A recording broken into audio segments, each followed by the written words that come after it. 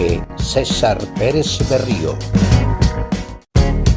Para que usted esté agradablemente bien informado en Tertulia. Este 2 de febrero del 2023 amanecemos llenos de luces, de candelas. ¿Por qué, doctor Norman Correa Betancourt? César, un saludo muy especial para ti, para nuestro diputado Andrés Fernando. Sí, César, hoy es 2 de febrero, jueves, día de la Virgen de la Candelaria, por eso las candelas de las que tú hablas. La Virgen de la Candelaria es una tradición que nace en las Islas Canarias, específicamente en Tenerife, en el siglo XV. Y esta tradición de la Virgen de la Candelaria inicialmente la conocíamos como la Virgen de la Purificación, dado que Jesús fue llevado 40 días después de su nacimiento al templo, lo que implicaba la purificación también de la Virgen. Y en ese sentido, entonces hoy, Día de la Virgen de la Candelaria en el mundo y en América Latina de manera muy especial. No solamente en México, César, se están comiendo tamales hoy a propósito del Día de la Virgen de la Candelaria, sino que además estamos celebrando como lo que la Virgen de la Candelaria trae consigo, que es como la luz, la convivencia, el volver a Dios con fe, con la luz prendida. Hoy es un día, digamos, entre comillas, de las velitas, por ser el día 40 después del nacimiento de Jesús, el del 24 de diciembre, y por eso hoy, insisto, Virgen de la Candelaria, conocida hasta 1969 como la Virgen de la Purificación, César. Hoy prácticamente habrá misas todo el día en el templo de Nuestra Señora de la Candelaria, en el Parque de Berrío, para los que se atrevan a llegar hasta ese sitio que es demasiado peligroso. La frase, Johan Arenas Betancourt, por favor. Señor director, buenos días. Johan Arenas Rueda es mi nombre.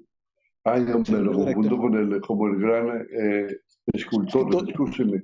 Grandes artistas los dos, señor director, entonces sí, entiendo su confusión. Buenos días, César. Un saludo especial para todos en este jueves, segundo día ya del mes de febrero. Yo tengo dos frases, una de San Antonio de Padua y una de un filósofo de Boston. Usted me dirá, señor director, cuál anunciamos. Empiece por la de San Antonio de Padua, pues. Muy bien, señor director. Dice así: María es como la estrella de la mañana en medio de la oscuridad de las nubes, y el curso de su vida brilló como resplandece la luna en la plenitud de su luz. Como el sol envía también ella fulgidos resplandores. Fulgidos resplandores. Ese es de San Antonio de Prado. El sí, más señor. De todos los santos. De todos los santos, ¿cómo no? Señala. Y me quedó intrigado la frase del filósofo de Boston. Una frase del filósofo de Boston, Alfredo Velázquez Ramírez: es mejor que duela el cuerpo y no el alma. Mejor ser rico que pobre. Bueno.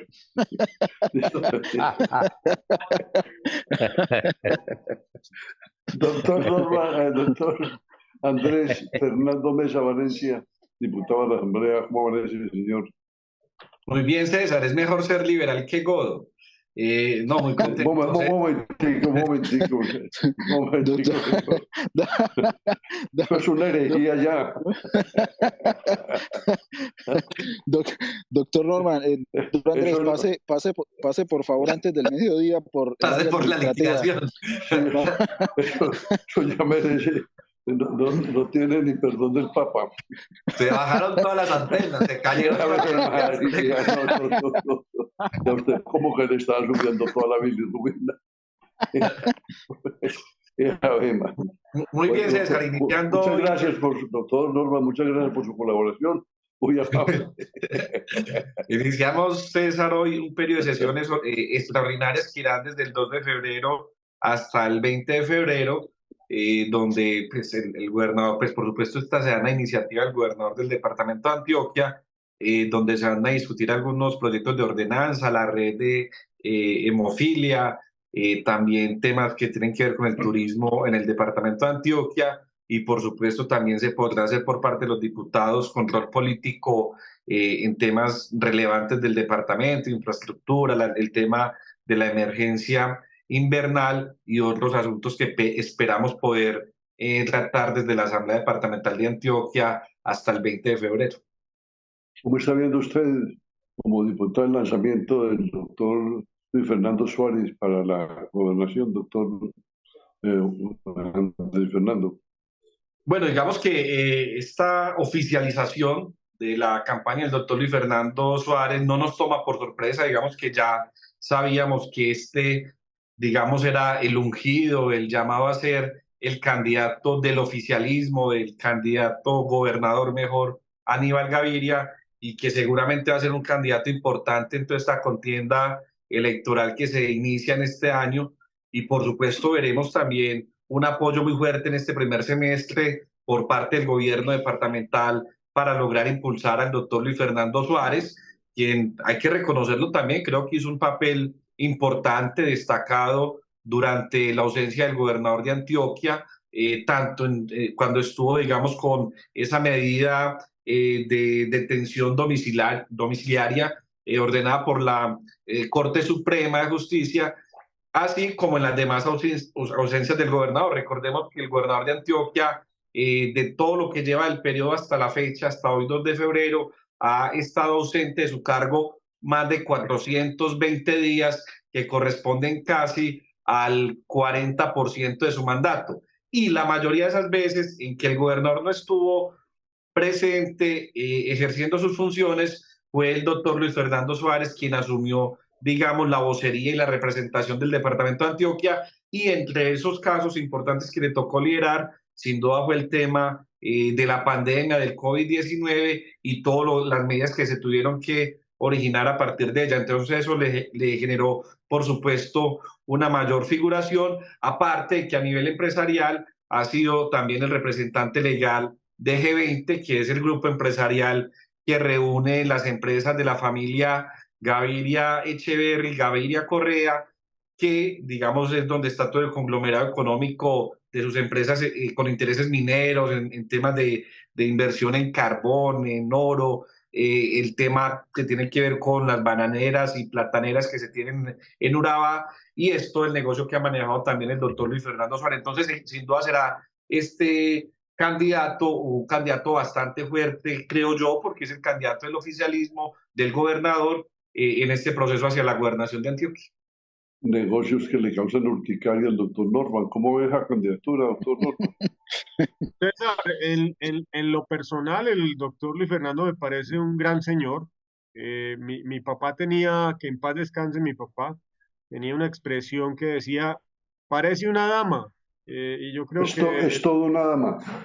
Sí, exactamente, es todo una dama. Sin duda alguna que el doctor Luis Fernando goza de ese buen prestigio personal. En lo político lo veo complejo. Difícilmente en la historia de Antioquia un gobernador ha puesto gobernador. Y en el caso de Aníbal Gaviria, en esta segunda versión de su magistratura, digamos, como gobernador de Antioquia, no le ha ido bien. No le ha ido bien por los inconvenientes que ha tenido con la justicia, no le ha ido bien por la pandemia, que pues ha servido de excusa para muchos mandatarios. No le ha ido bien porque, aunque el diputado Andrés Fernando Mesa en su diplomacia no lo diga, yo sí lo puedo decir. Aníbal se eligió con los votos de los políticos, pero gobernó con sus amigos cercanos. Y hay una clase política que le va a pasar factura al gobernador, y esa factura se la van a pasar a través de la candidatura del doctor Luis Fernando. Entonces, insisto, en lo personal veo que es un gran señor, toda una dama, diría mi padre, pero en lo político no le veo esa capacidad de convocatoria a la clase dirigente, porque Aníbal les quedó mal a las fuerzas políticas, a la clase dirigente, y en ese sentido, César, veo otros candidatos de pronto con más alas, con mayor opción, con mayor fortaleza. Incluso al doctor Luis Fernando, en su postura tranquila, decente, que me gusta, pues lo tengo que decir en lo personal, le puede faltar un poquito de punch con la ciudadanía, le puede faltar un poquito más de fortalecer su imagen, aunque esos temas son trabajables, César, pero, insisto, mucho de esto se definirá y creo que hablaremos más adelante de eso cuando Federico Gutiérrez tome decisiones de a qué va a aspirar. Perfecto.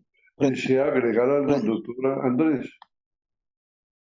Sí, yo creo también en que Luis Fernando Suárez, digamos, será ese candidato que se convierta en el receptor de la imagen negativa que pueda tener el gobernador Aníbal Gaviria frente a la clase política y frente a la misma comunidad, que digamos que ve ciertos incumplimientos por parte del gobierno departamental, que ve realmente un departamento hoy con un déficit presupuestal enorme, o sea, un departamento que hoy no tiene clara una orientación financiera clara, donde los recursos escasean, donde la fábrica de licores de Antioquia no está dando los rendimientos esperados, donde el proyecto Hidroituango todavía no inicia a dar transferencias y todavía se demorará mucho en hacerlo. Entonces, ante esa crisis, probablemente, y también el hecho de haber estado capturado el doctor Aníbal Gaviria gran parte de su periodo como gobernador y la mala relación con la clase política, seguramente el catalizador de toda esa mala imagen y de todas esas malas relaciones, pues será,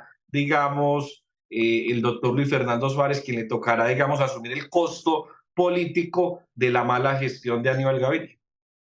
Perfecto, señor. Tenemos que el ex candidato presidencial y ex alcalde de Medellín, Federico Gutiérrez Zuluaga, pidió al Consejo Nacional Electoral personería jurídica para su movimiento político. Indicó Fico que la decisión sobre si aspiro o a la alcaldía de Medellín o a la gobernación de Antioquia, esperen, yo la tomaré en el mes de mayo, dijo. Federico Gutiérrez sostiene que se va a concentrar en conformar listas para el Consejo de Medellín y la Asamblea Departamental de Antioquia. En caso de no obtener la personería jurídica que solicitó Fico al Consejo Nacional Electoral para su movimiento y de aspirar a gobernación o alcaldía, pues Fico no descarta volver a aspirar por firmas. Esas dubitaciones del doctor Federico y esos aires de grandeza, pensando que él es el que pueda reunirse a los alcaldes de Cali, de Manizales, de Bogotá, de Barranquilla, de Cartagena, otras ciudades. ¿Es bueno, regular, malo? ¿Cómo lo juzgan ustedes, doctor Norman? César, hay unos personajes en la política que alcanzan una figuración top por encima de otros dirigentes. En esa condición, digamos, están en su momento hombres como Luis Alfredo Ramos, como Álvaro Uribe, como Luis Pérez Gutiérrez en su momento, pues si nos vamos más atrás, como el doctor Juan Gómez Martínez, ¿no es cierto? Son aquellos que en términos de la hípica van un cuerpo más adelante. Y a esa condición, digamos, llegó Federico Gutiérrez después de su alcaldía muy popular en las redes sociales, en los medios de comunicación. A esa condición también llega siendo un candidato, digamos, serio electoralmente en la pasada contienda electoral nacional, quedando en el tercer lugar. Entonces, Federico hoy puede tomarse la tranquilidad, como lo hizo Aníbal en su momento hace 4 años, en el 2019, de esperar hasta lo último para anunciar su candidatura. Entra en ese top de los candidatos que tienen cuerpo adelante, si estuviéramos hablando de la hípica. Y pues yo creo que está en todo su derecho. Él ha hecho un trabajo político, tiene un reconocimiento en Antioquia, en Medellín, de manera muy significativa. Le ganó a Petro en su momento en la primera vuelta en Antioquia, le ganó a Petro en Medellín. Entonces, se puede dar ese lujo, César. Entra en ese top de los que van un paso más adelante y por eso tiene esa posibilidad de tomarse hasta mayo para definir su futuro. Pero prácticamente todos señalamos que si se presenta el doctor Federico para la alcaldía es el llamado a barrer. Pero mi pregunta está dirigida a ver si tiene esos votos, aún conserva esos votos que lo acompañaron para la presidencia, como para decir que tiene un movimiento nacional que puede lanzar candidatos a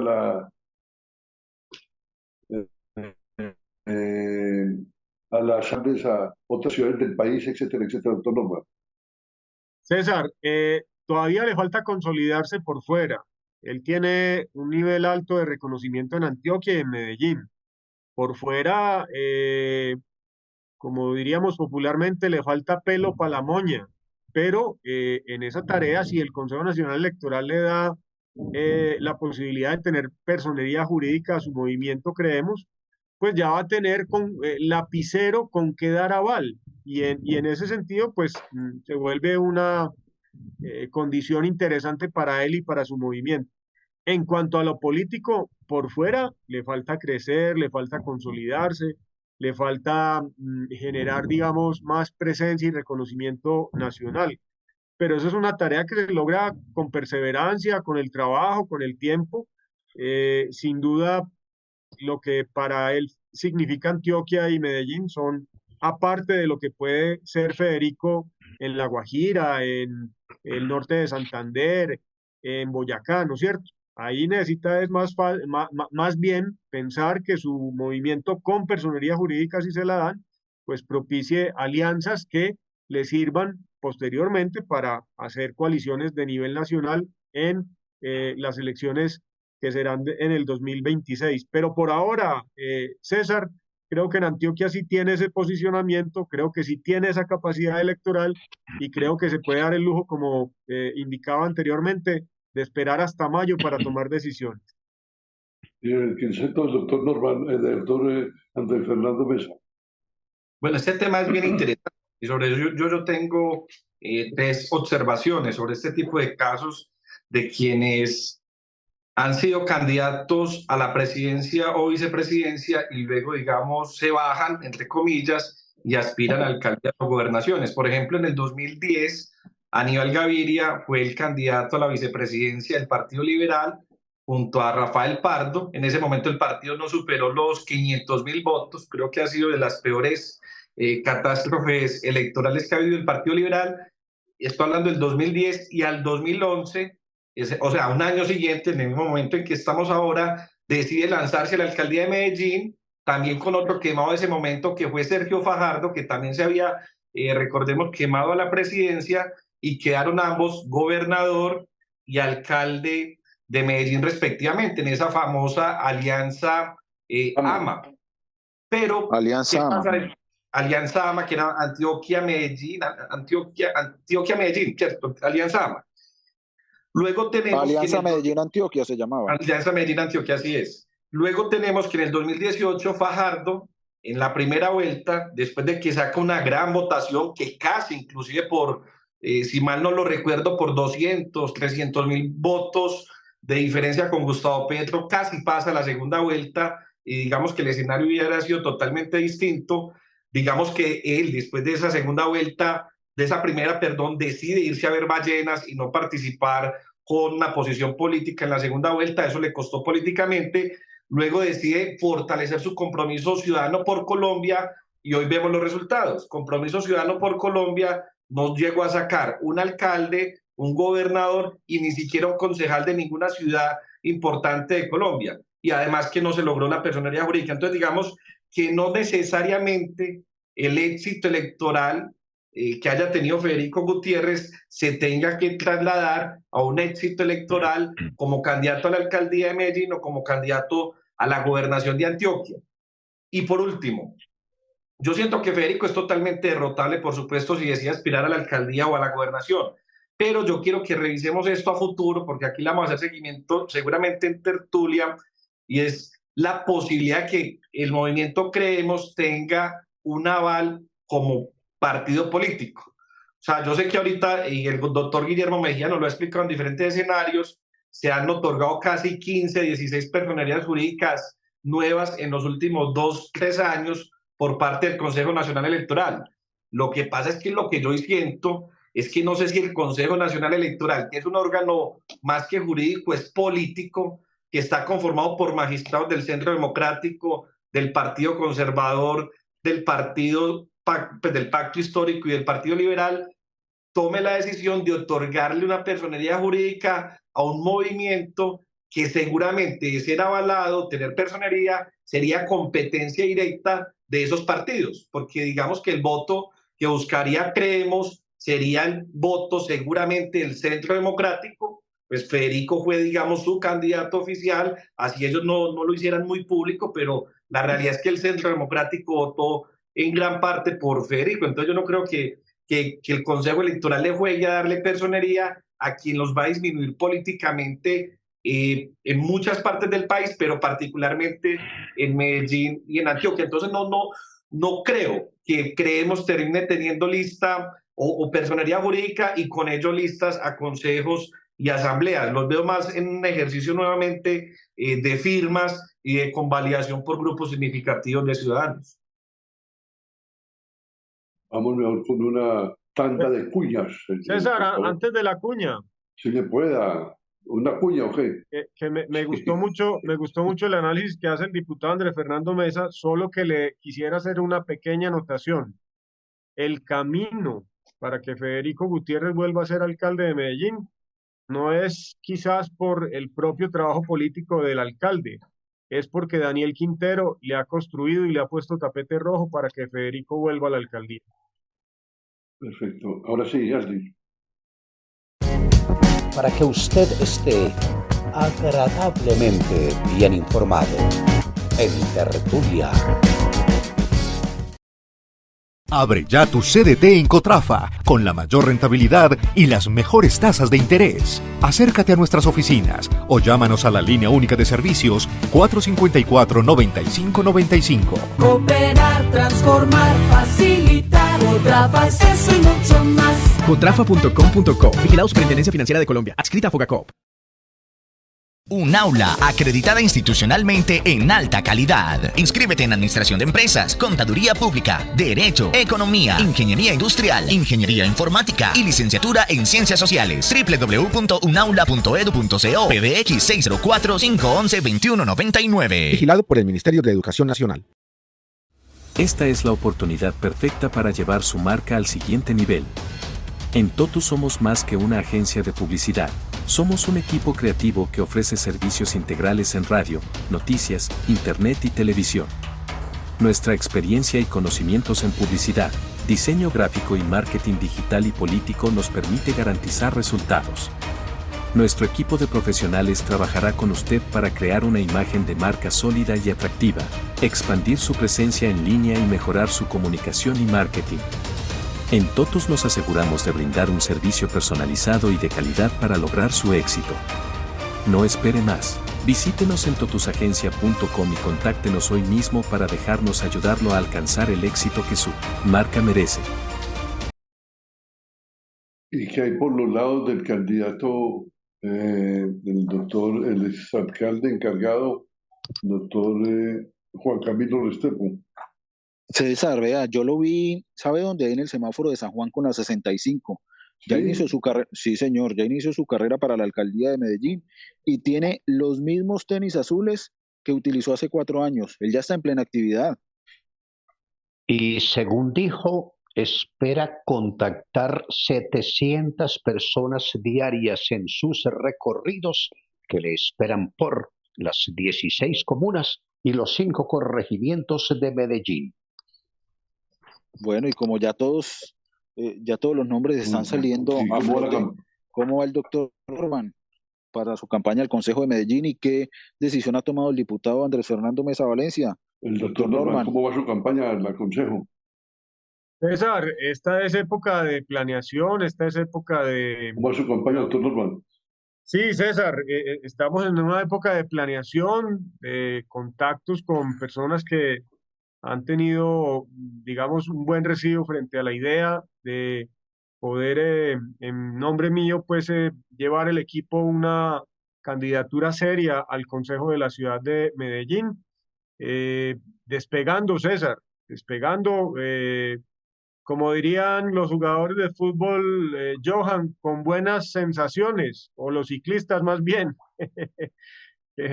cuando cuando dicen que inician una carrera ciclística en las primeras etapas, dicen, hemos tenido buenas sensaciones en las piernas.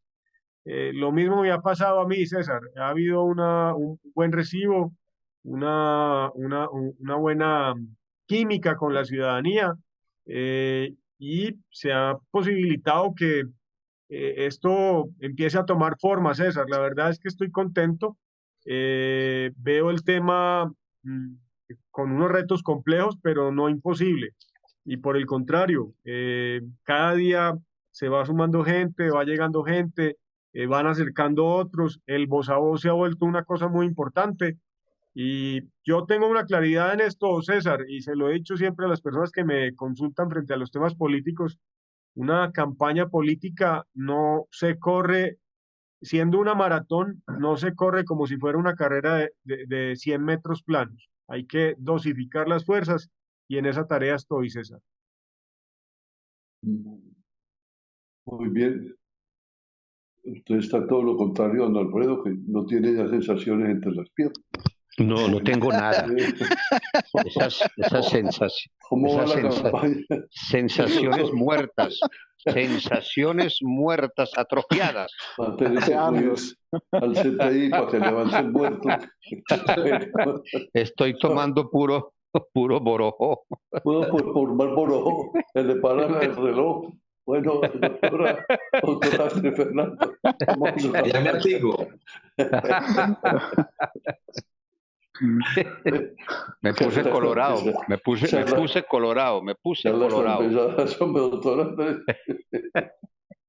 No, por mi parte, pues a ver, este año digamos que iniciamos con muchas ganas de participar en la consulta del Partido Liberal, donde se iban a definir directivos municipales, departamentales y nacionales. Sin embargo, y eso lo hablamos acá hace una semana, el jueves pasado, sin embargo, la decisión del Partido Liberal de César Gaviria, que sigue allá imponiéndose y dictatorialmente manejando los hilos del partido, buscó prorrogar esas decisiones para después de las votaciones de octubre. ¿Y eso qué significa? Básicamente que él va a tener el poder nuevamente para otorgar avales en todo Colombia para las elecciones territoriales del mes de octubre. Entonces eso le quita garantías de cualquier forma de participación al interior del partido a cualquier aspiración, y aparte de eso convierte mucho más al partido en el partido de Gaviria, no en el Partido Liberal, sino en el partido de Gaviria. Y es una situación lamentable, pues porque aquí en Antioquia teníamos una competencia sana entre diferentes fuerzas políticas, la Renovación Liberal de Julián Bedoya, la del liberalismo de Bello y Envigado con John Jairo Roldán, la del liberalismo socialdemócrata de Eugenio Prieto, y mi equipo, que teníamos una competencia, digamos, creo que iba a ser el departamento que más votos iba a sacar en la consulta, pero lamentablemente esta decisión de Gaviria nos afecta porque esperábamos pues tener poder y control del directorio municipal de Medellín y una amplia participación en el directorio departamental para postular candidatos a gobernación, alcaldías y la asamblea departamental. Entonces eso nos pone en un nuevo escenario y sobre eso pues seguramente en los próximos semanas estaremos dando noticias. A mí varios amigos me insisten con el tema de la gobernación, pero también tengo que ser claro con mis contertulios en algo, y es que hemos hecho un acercamiento muy fuerte con el equipo de la Renovación Liberal, que es el equipo que lidera el senador Julián Bedoya, o el senador Julián Bedoya, el senador hoy Juan Diego Echavarría, María Eugenia Lopera, quienes tienen una postura de acompañarnos a la Asamblea Departamental de Antioquia, siendo uno de sus dos candidatos a la Asamblea, y es un tema que estamos analizando, pensándolo. Por ahora yo sigo en mis sesiones en la Asamblea, seguimos pensándonos Antioquia. Algún día sueño con ser gobernador de este departamento, lo vamos a lograr, pero hay que ir, como lo decía ahorita el doctor Norman, muy clarito, esto no es una carrera de 100 metros, sino que es una maratón, entonces hay que saber también manejar los tiempos que se tienen para no meter tampoco las patas y no cansarnos antes de tiempo. ¿Y el doctor Andrés, una pregunta al doctor Andrés, ¿y quién sería el otro candidato de ese equipo a la asamblea del departamento? Porque recordemos que era la doctora María Eugenia, pero renunció y ya hoy es representante a la Cámara. Sí, el diputado hoy digamos, de manera oficial es el doctor Hernán Torres, es, digamos, que el candidato oficial. Sin embargo, hay varias propuestas. Pues la más fuerte es que el doctor Hernán aspire a la Asamblea Departamental, que digamos sea el candidato oficial de la renovación. Ellos acaban de sacar poco más de 90.000 votos a la Cámara, lo que es suficiente para, digamos, apoyar a 2 diputados con opción de ganar, opción real de ganar, por supuesto, y apoyar al Consejo de Medellín a Fabio Rivera. Fabio Rivera sería el candidato al Consejo.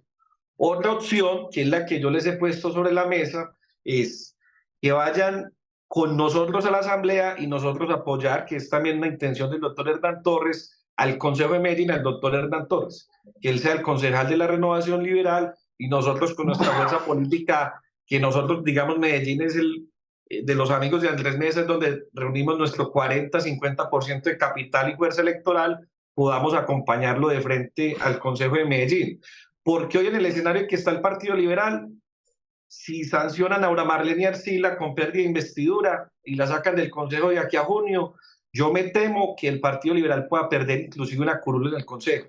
Es decir, que yo creo que el Partido Liberal, si se sanciona a la doctora Aura Marlene, se quede solo con un concejal de Medellín en las elecciones del 27 de octubre. Entonces, es un panorama que nos preocupa y tendremos que analizarlo. Lo cierto del caso es que lo conversado con el doctor Julián y su equipo, con el doctor Adolfo León Palacio, que es, digamos, el orientador de ese equipo, con el senador Juan Diego Echavarría y la doctora María Eugenia, está muy avanzado para que, pues, por lo menos el apoyo al diputado Andrés Mesa se dé, y ya el diputado, yo respetaría al diputado que ellos saquen y apoyaría al concejal que ellos les pongan, a cambio del apoyo electoral a la Asamblea Departamental. Doctor Andrés, el dueño del Partido Liberal, ¿cuándo tomó esa decisión? César, eso por corrido, usted sabe cómo es los partidos, eso nosotros toda la semana pasada veníamos sospechando, ¿cierto? Como sospechando que eso lo iban a aplazar. Y preguntábamos, le decíamos al partido que dónde estaba la publicidad de la consulta, que por qué eso no se estaba moviendo en medios, que ellos son los que tienen, pues, el presupuesto del partido para mover eso en los medios. Y se empezó a regar eso como el miércoles o jueves, de que se iba a aplazar. Recuerdo que el concejal Fabio Rivera, después de que terminé en tertulia, me llamó: eso lo van a aplazar, Andrés, averigüe. Y averiguamos y efectivamente lo iban a aplazar.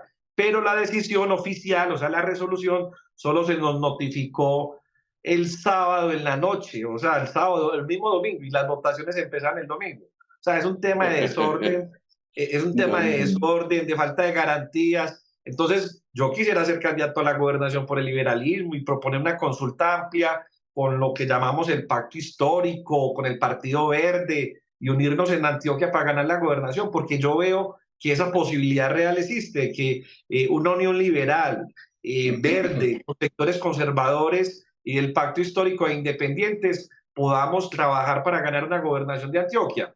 Pero con César Gaviria ahí es muy difícil, o sea, eso es, mejor dicho, perder el tiempo realmente, o sea, porque con Gaviria es muy difícil, porque él es el que al final define el aval, él es el que lo firma. Entonces ahí no habría una forma de poder competir con algo que es fundamental en cualquier orientación política, las reglas de juego claras. Bueno, el senador Andrés Guerra anunció anoche que se une al candidato ganador a la alcaldía. Me preguntan Sebastián López Valencia. ¿Cómo le parece? Joven, juicioso, estudioso, tranquilo, honesto, buen concejal, leal, grato, trabajador, ama y conoce a Medellín. Ya con eso ganó. Bueno. Yo voy con Sebas, dice Andrés Guerra. Yo voy con Sebas. Pues, yo también voy con Sebas, pero con mi hijo, con Sebastián Arenas, para el colegio. Entonces, ahorita que termine el programa lo llevo. Ahí pegan esa decisión del doctor Andrés y del doctor Andrés Guerra.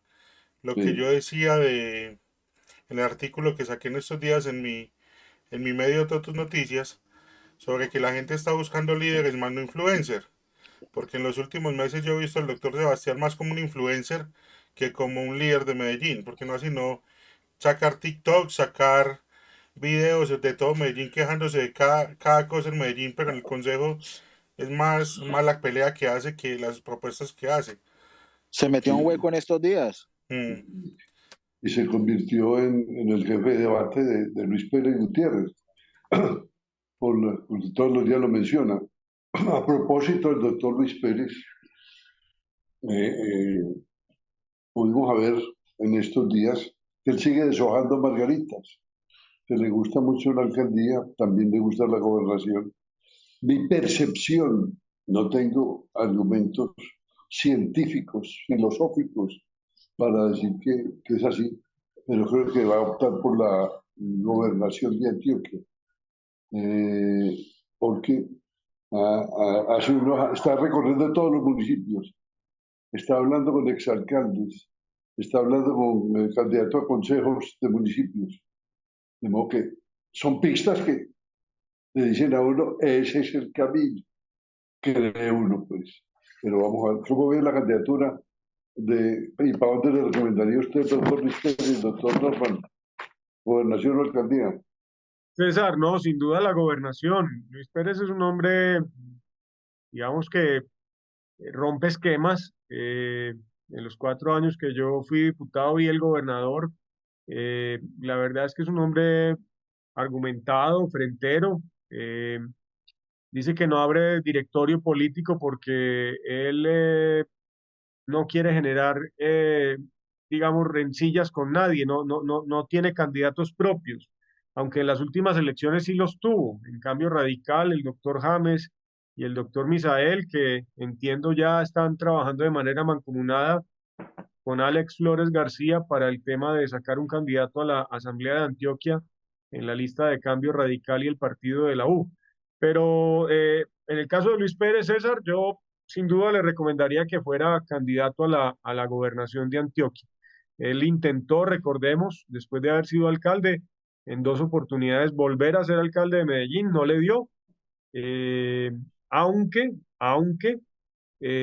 tiene unas situaciones que se las ha venido recordando el senador Andrés Guerra, que lo podrían en campaña, digamos, generarle zancadilla, obstáculos, empezando por el parque de deportes a motor o el Central Park de el municipio de Bello, empezando por las ciclovías no concluidas, no terminadas en la época de su gobernación, especialmente en el oriente de Antioquia, y una serie de situaciones que él, digamos, enarboló en campaña.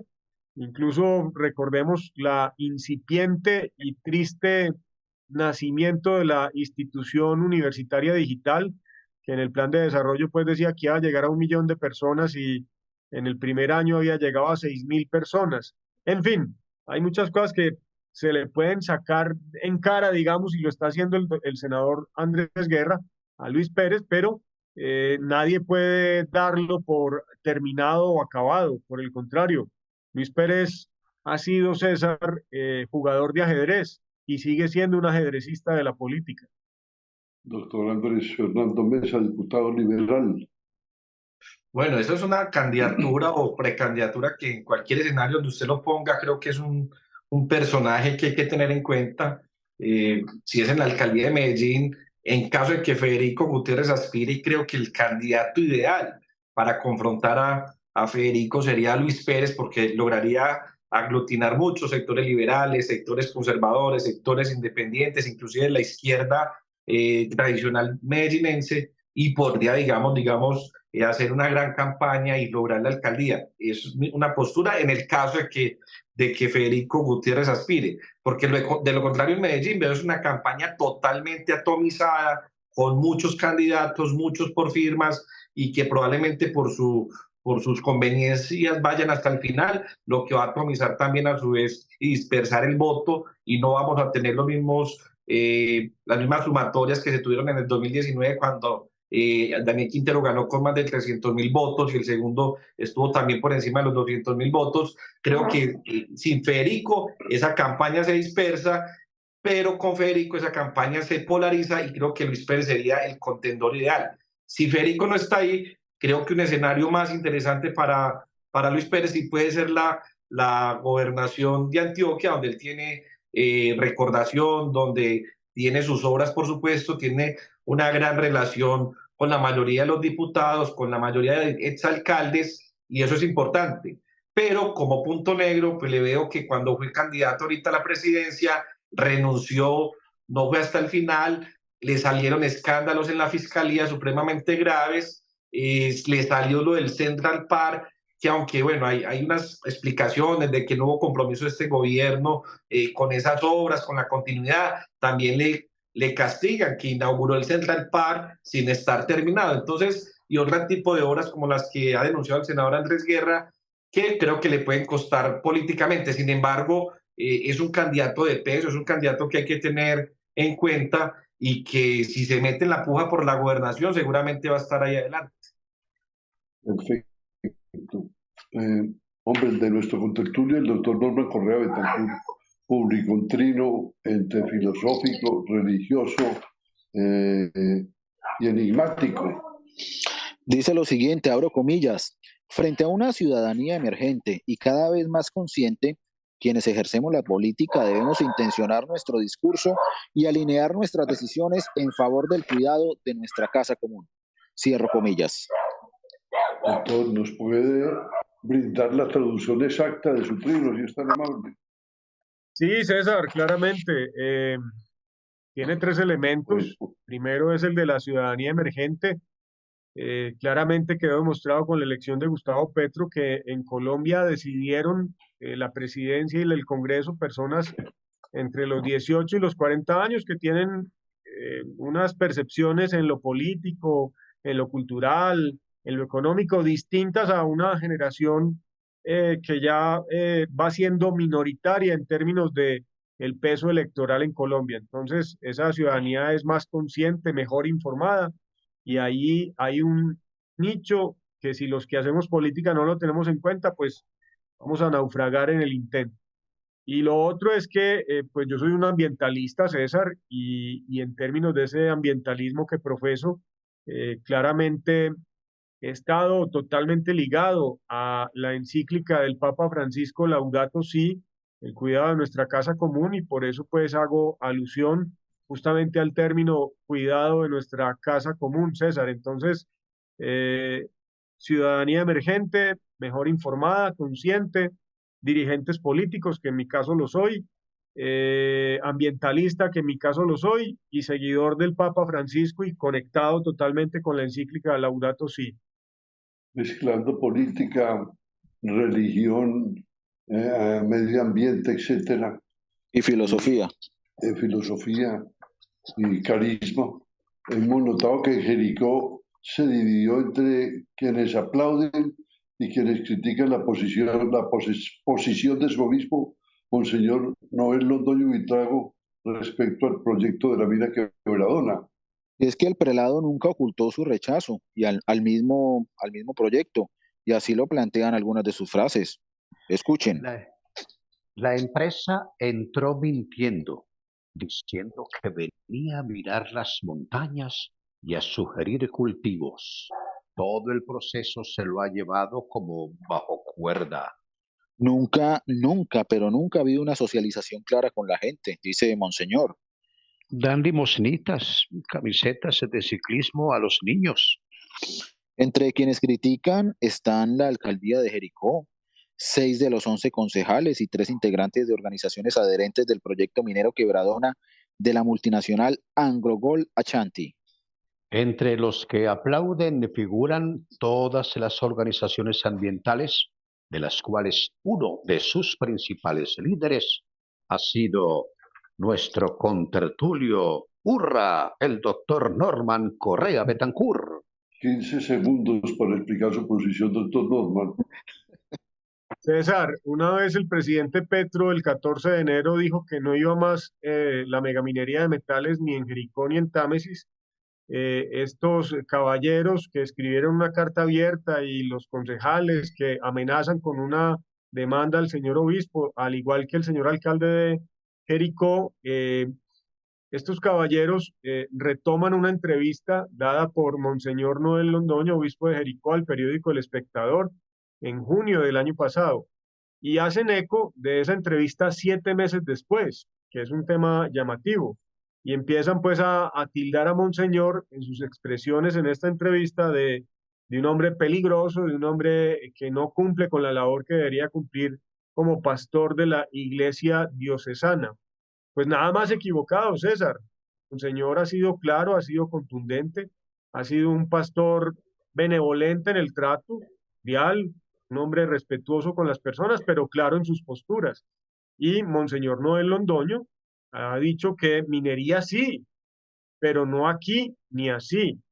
Es más, no cayó en la trampa o en el bombón de trapo que le tiró la minera, que en un evento de una audiencia de la Cámara de Representantes que se hizo allá en Jericó, en la que yo estuve, le dijeron, hombre, monseñor, es que usted es el mayor beneficiado porque mire la Catedral de Sal en Zipaquirá.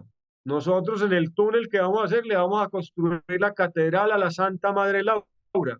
Eso en ese día y en ese lugar, en ese auditorio, eso cayó como una patada en el estómago.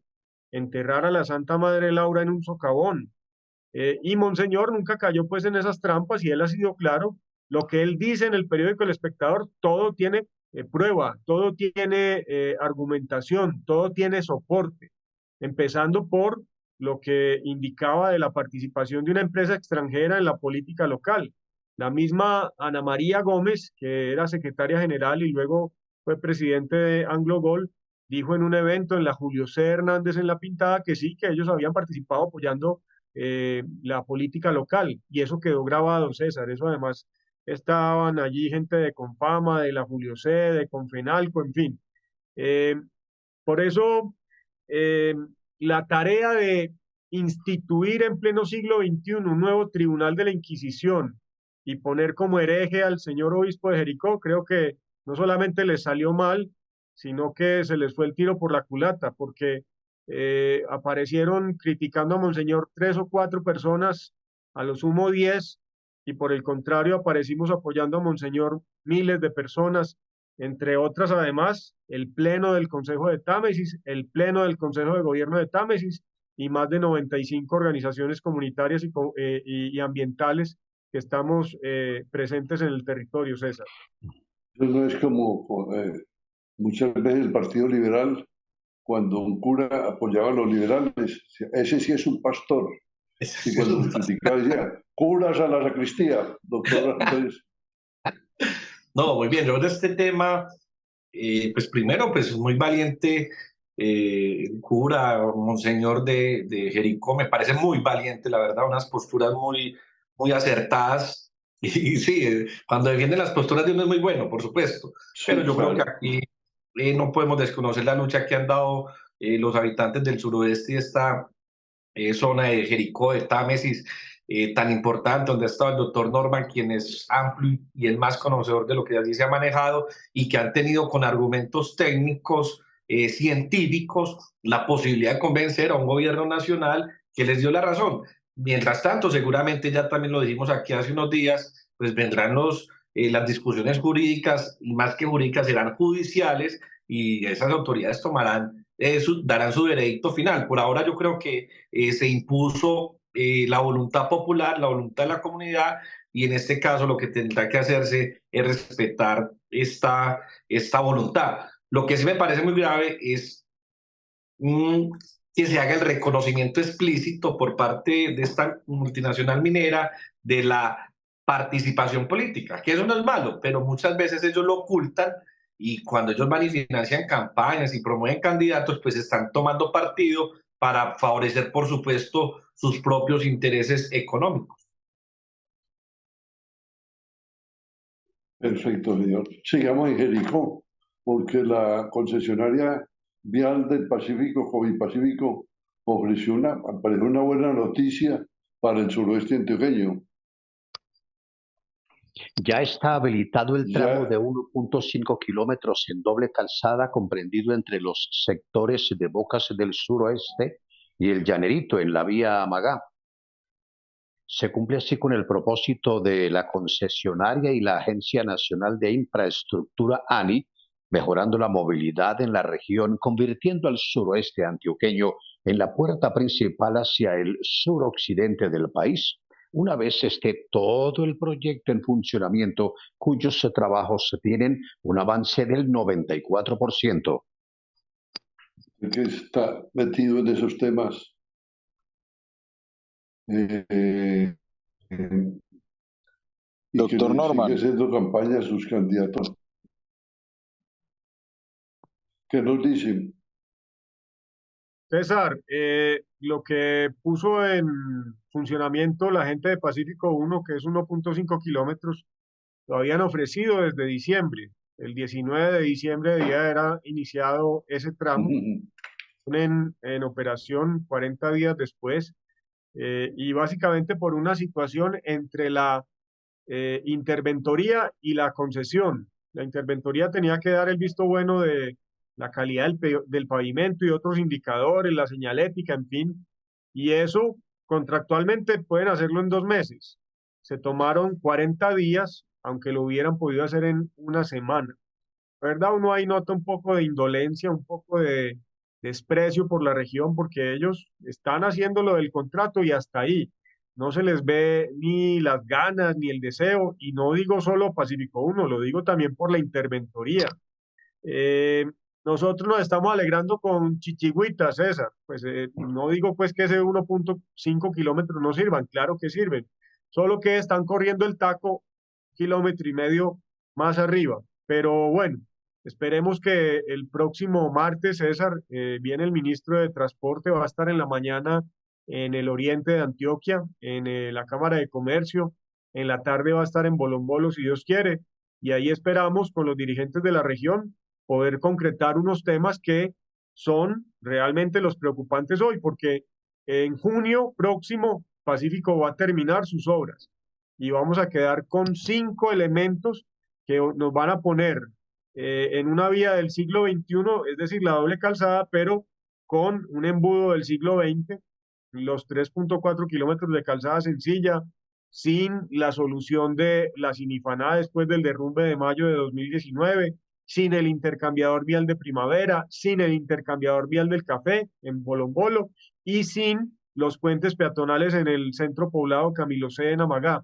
Esperamos, insisto, el día 7 de febrero, martes próximo, poder concretar con el ministro y con los senadores y los congresistas a través del plan de desarrollo la financiación de esas obras, César. Insisto, a Pacífico 1, más que agradecerle, hay que seguirlos puyando, que ellos no son un proyecto de infraestructura, no son un proyecto social, no son un proyecto ambiental, son una empresa del Grupo Aval cuya finalidad con eso es tener un proyecto financiero rentable para el Grupo Aval, es lo único que les interesa. El resto, a nosotros nos dan chichigüitas y nos contentamos con muy poquito, César, la verdad. Doctor Andrés Fernando. Enrique, por favor, micrófono, que se le oye mejor. Ese tema que lo hemos, muchas gracias César. Mejor con micrófono. Ese tema que lo hemos comentado tantas veces acá en Tertulia, yo creo que es el momento que el próximo martes 7 de febrero ya el gobierno nacional, en compañía de los congresistas, le den ya un giro definitivo, un sí rotundo a esos recursos que hacen falta, un compromiso que se tiene que ratificar en el plan de desarrollo, pero también, como lo dice el doctor Norman, el concesionario no puede ver esto como si estuviera haciendo una buena obra de caridad o es un tema como que gracias, que qué favor que nos están haciendo, sino que hay unos fuertes compromisos presupuestales, unos compromisos contractuales. La concesión también es un contrato estatal y que se tiene que cumplir. Y digamos que ese incumplimiento afecta enormemente a la comunidad del suroeste del departamento de Antioquia, y yo creo que es el momento en que el ministro tome el toro por los cuernos y por supuesto se dé un sí rotundo a incluir esto en el plan de desarrollo, pero también inclusive iniciar medidas sancionatorias hacia el concesionario. Perfecto, señor. Y vamos con el tema que domina perfectamente, otro de los temas que domina perfectamente el doctor Andrés Fernando Mesa Valencia. Mientras que el 32% de los encuestados dicen estar de acuerdo con que se eliminen las EPS, el 63% califica esta medida como negativa. De acuerdo con Bruce McMaster, el presidente de la ANDI, el objetivo de la encuesta es demostrar cómo se sienten los colombianos, qué piensan del sector de la salud en materia de atención, accesibilidad, entre otros aspectos. De los encuestados, el 83% dice que es una fortaleza que el Estado pague la salud, mientras que el 14% cree que es una debilidad. Por el otro lado, el 49% aseguraron que el problema más grande en el sector en Colombia es la asignación de citas. El 54% siente preocupación por el hecho de que los recursos de la salud del país sean administrados únicamente por entidades públicas nacionales. El 17% que le preocupan moderadamente y el 25% asegura no sentir preocupación. El 32% de los encuestados comentó que el sistema de salud actual debe ser modificado en su totalidad. El 9% señaló que debe permanecer igual y el 67% sugiere algunos ajustes, solo algunos. Al calificar de 1 a 5 el sistema de salud actual, el 73% evalúa los servicios de salud actuales por encima de 3. Y no nos sorprende que el servicio peor calificado fue urgencias, con el 3.61%, entrega de medicamentos el 3.83% y las consultas generales el 3.92%. 7 de cada 10 personas que requirieron el servicio de hospitalización le dan un calificativo de excelente. Se realizaron en total 2.704 encuestas entre los días 23 y 30 de enero en 104 municipios del país. Aldrin también conoce mucho del tema, doctor César. A ver, doctor Andrés. Bueno, dos cosas sobre esta encuesta, dos conceptos. El primero es que la paga la ANDI. De la ANDI hace parte la agremiación ASEMI, que reúne todas las EPS del país. Es decir, que casi que esta encuesta, podemos afirmar sin equívocos, es pagada por las propias EPS, que hoy, digamos, se asumen una defensa férrea de su no eliminación, que además no va a ser así. Las EPS no van a ser eliminadas, van a ser transformadas si lo aprueba el Congreso. Otro asunto, lo decía Johan al final, esta encuesta se hizo en 104 municipios, es decir, que quedaron más de 1.000 municipios sin encuestarse, que básicamente son los municipios donde el sistema de salud no funciona. Es que digamos que lo que ha dicho la ministra y los voceros que ha definido la ministra para comentar la reforma a la salud, básicamente es que se va a construir sobre lo construido. Es que aquí no se va a acabar con la red pública ni con la red hospitalaria privada. Aquí nunca se va a ver en riesgo el Hospital Palotón, Uribe, el San Vicente, el Hospital General, Las Vegas, el Tesoro, el Rosario. Al contrario, esos hospitales se van a fortalecer porque hacen una gran labor, y al contrario es que fortalecerlos y garantizarle los recursos para que funcionen.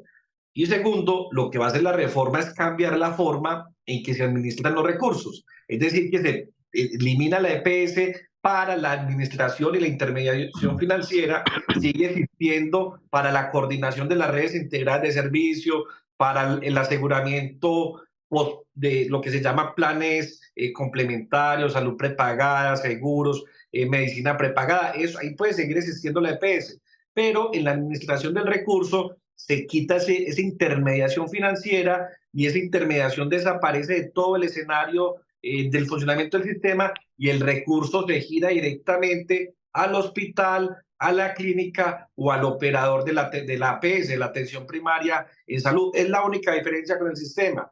Por eso yo entiendo que la mayoría de la sociedad, por supuesto, que esté satisfecha con el sistema, pero cuando usted va y mira la cantidad de tutelas que interponen mensualmente los ciudadanos en contra de una EPS porque no le ha asignado una cita, porque no le ha dado la orden para un medicamento, para una cirugía, son al mes 88.000 tutelas que recibe el sistema judicial solo por este tema. Eso hay que corregirlo, y eso es lo que hará la reforma a la salud. La reforma a la salud no va a ir a destruir los hospitales ni los centros de salud, ni al personal médico de la salud, ni administrativo de la salud.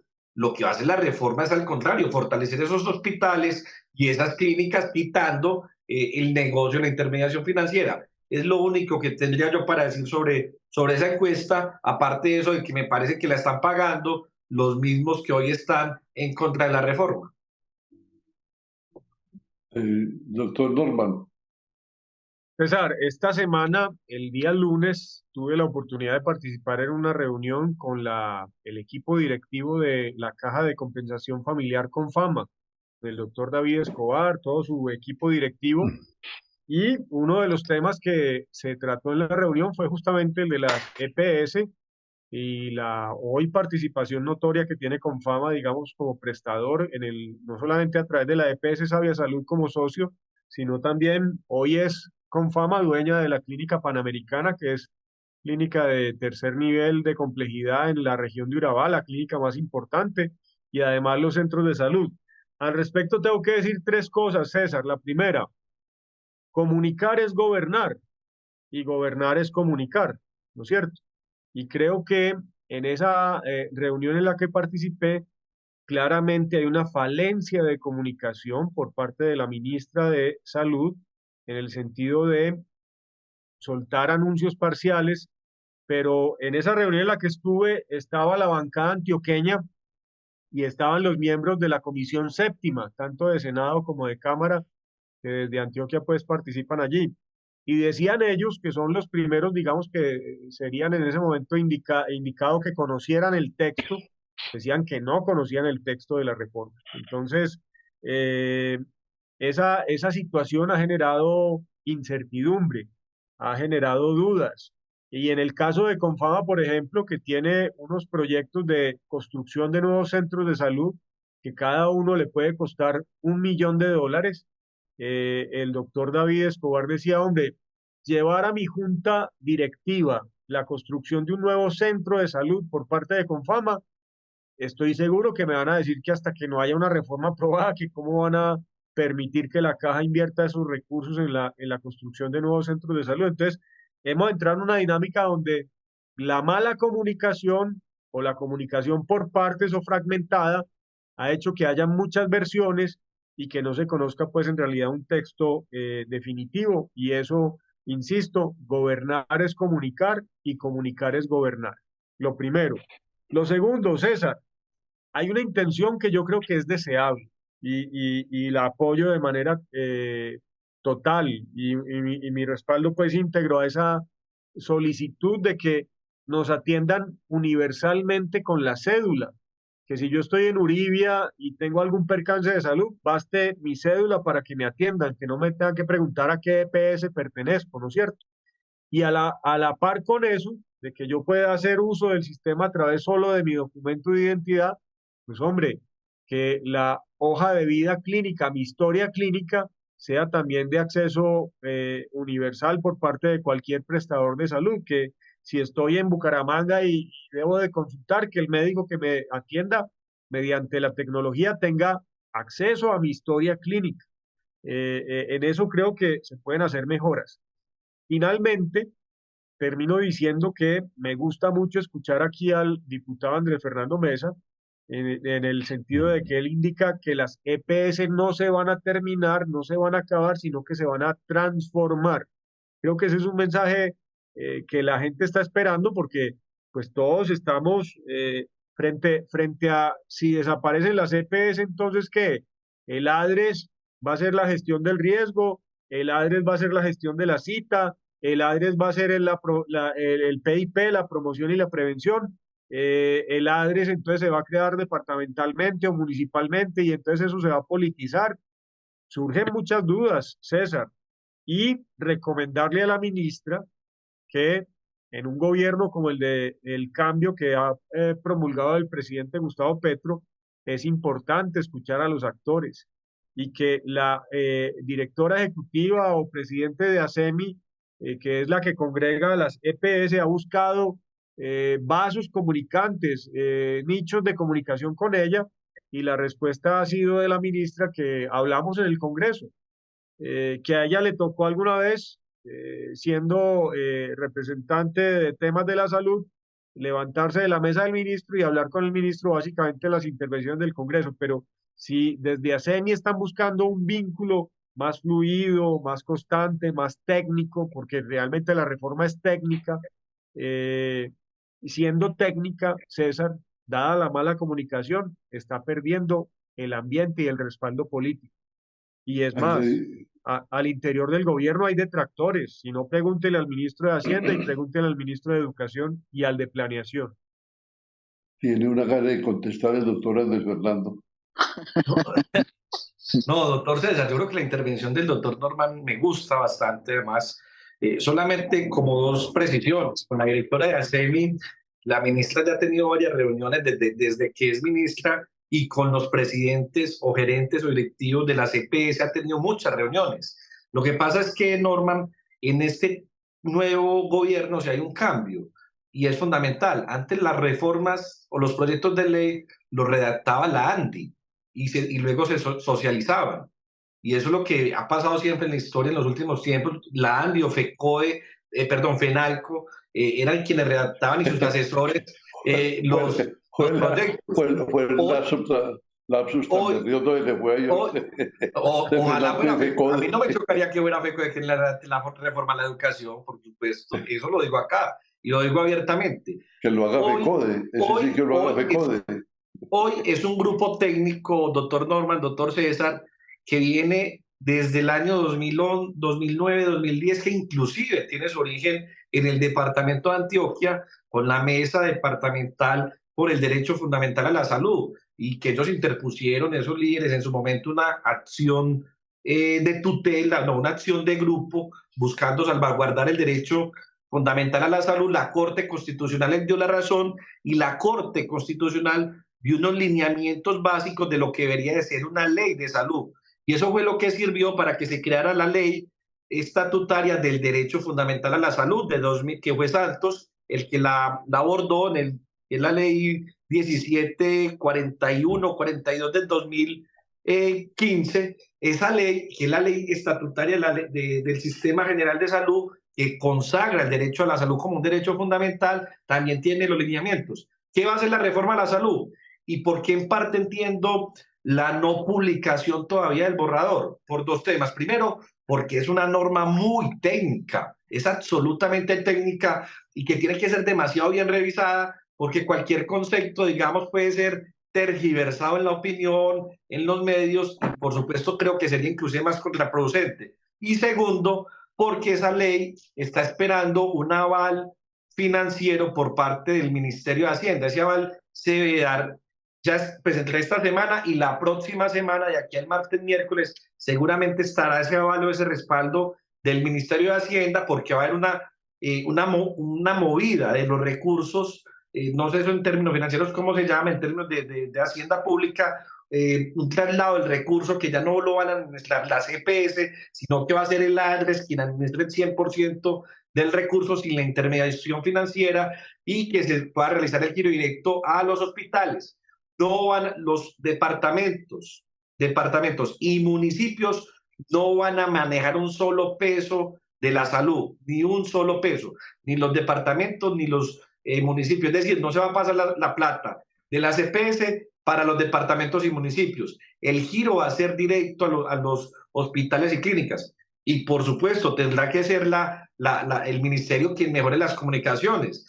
Norma, por ejemplo, en la historia clínica que usted menciona, eso se llama interoperabilidad de la historia clínica. Esa interoperabilidad ya está en la ley de la República, ya está en muchos decretos del Ministerio de Salud, no del gobierno de Petro. Eso viene desde gobiernos anteriores, y será este gobierno seguramente el encargado de que eso sea una realidad, de que uno llegue a cualquier hospital, clínica o centro de salud y con unos vistos buenos, obvio, para que cualquiera no tenga acceso, puedan revisar su historia clínica o sus patologías y su historia clínica pues, de vida.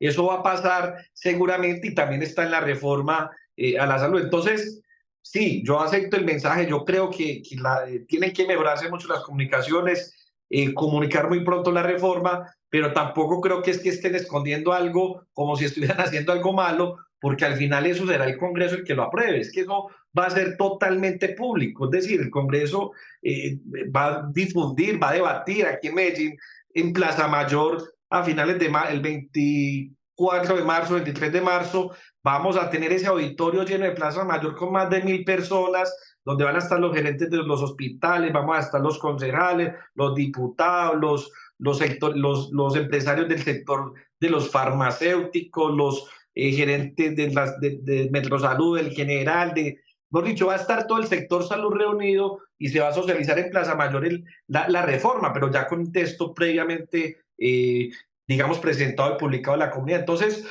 tiempo para debatir. Ahora, lo que pasa es que también esta reforma viene hace muchos años, por lo menos sus lineamientos principales, y tendrá que mejorar el gobierno en lo comunicativo, en eso sí acepto totalmente. Yo comparto como defensor de este gobierno el mensaje que hay que mejorar mucho en las comunicaciones, pero tampoco pensar pues que nos quieren hacer una encerrona y que nos quieren hacer daño a los colombianos desde el gobierno nacional. Doctora Fernando, muchas gracias, muy amable. A usted, César, y a todos los televidentes y oyentes, César, doctor Norman, a Johan, Aldrin, Alfredo, todos. César, antes de que... A ver, Johan, hombre. Antes de que el doctor Andrés se vaya, me han contactado Nacho y el doctor Guillermo Mejía y me han pedido que por favor el doctor Andrés se encargue de la frase todos los jueves. A ellos les gustó mucho. ¿Qué es lo que le han pedido? Bueno. Que el doctor Andrés se encargue de la frase. Que el doctor Andrés se encargue de la frase todos los jueves. Perfecto. A ellos les gustó mucho. Bueno, perfecto. Esa energía. Doctor Norman, mejor hasta mañana, muchas gracias. César, antes de despedirnos, hombre, permítame congratularme aquí con la elección y selección por parte del Vaticano del padre Diego Marulanda Díaz como nuevo rector de la Universidad Pontificia Bolivariana. El padre Diego es un hombre que estudió en el Colegio San Marcos de Envigado, lo cultivó Monseñor Eugenio Villegas Giraldo en esa camada de sacerdotes que salieron de ese grupo vocacional en el que yo alguna vez estuve y de ese cuerpo de acólitos al que yo pertenecí, reconociendo y dándole las gracias al ex rector, el padre Julio Jairo Ceballos, hincha acérrimo del Medellín además, que estuvo por 10 años al frente de la UPB. Me alegra mucho que haya sido designado Diego Marulanda, que venía siendo el vicerrector de pastoral en la UPB y hoy ya rector general de la universidad. Le auguramos lo mejor y espero yo, como bolivariano que soy, profesor egresado, en fin, mi alma mater, creo que quedó en muy buenas manos. César, me alegra mucho esa designación del padre Diego como nuevo rector de la UPB.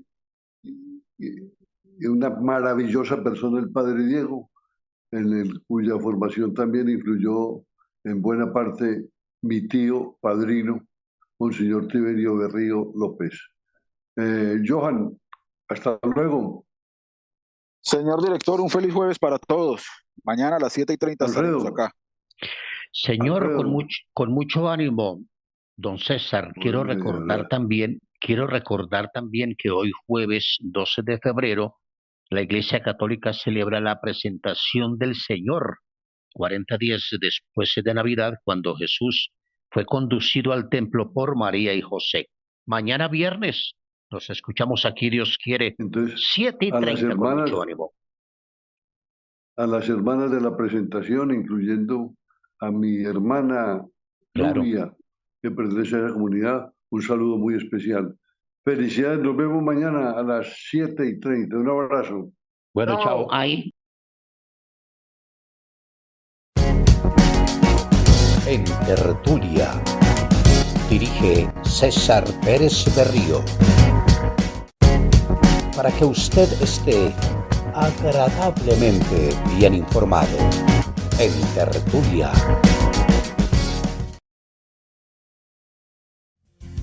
En Tertulia, para debatir, compartir opiniones y para hacer amigos. Hasta pronto.